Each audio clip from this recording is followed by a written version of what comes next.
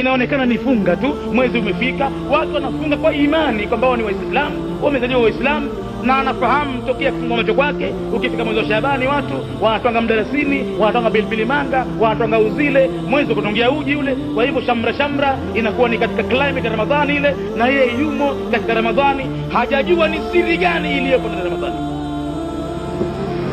Katika faida ya ibada ya saumu ni kublock njia zote ambazo huwa anazitumia shetani, mapito ya damu huwa anapita ndani yake mle, unaziblock. Ndiyo maana ikaambiwa ukiingia mwezi wa Ramadhani mashetani hufungwa. Kufungwa maana yake nini? Mfungaji anaziziba tundu katika mwili wake za kupita shetani kumshawishi, kwa sababu njaa ni mto. Aljuu nahrun tasbahu fihi almalaika, njaa ni mto ambao Mwenyezi Mungu amekadiria wanaogelea malaika kwenye mto huo, raha kabisa wanaona.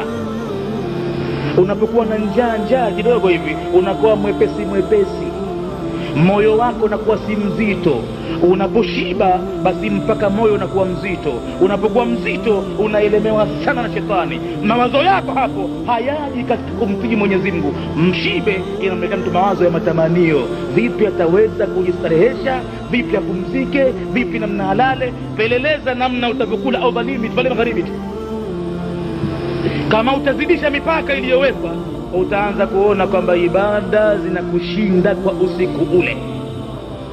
Hapa faniki kiki mwataka kulala tu, kwa sababu mpaka moyo ushakuwa mzito vile vile.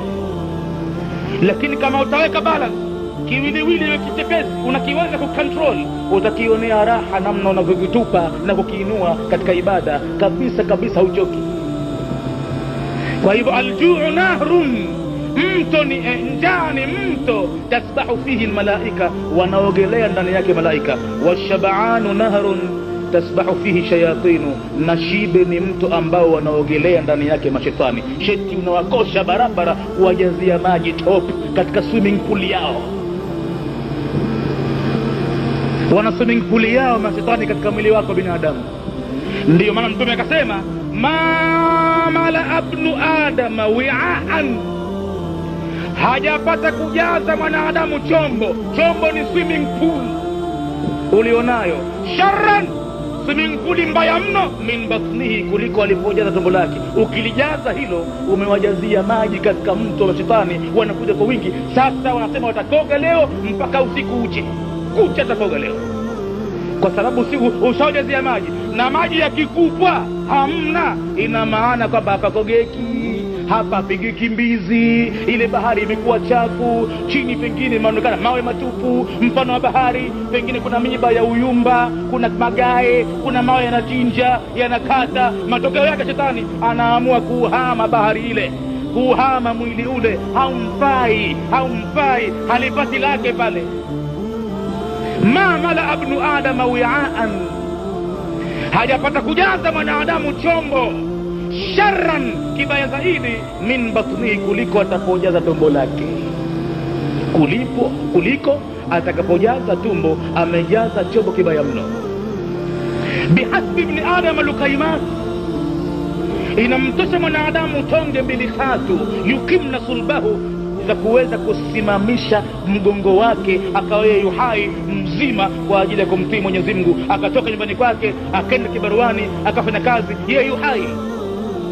Fa in kana la budda au la mahala, na ikiwa hapana budi, lazima ale sana, basi aweke balance kutokana na vigawanyo vitatu.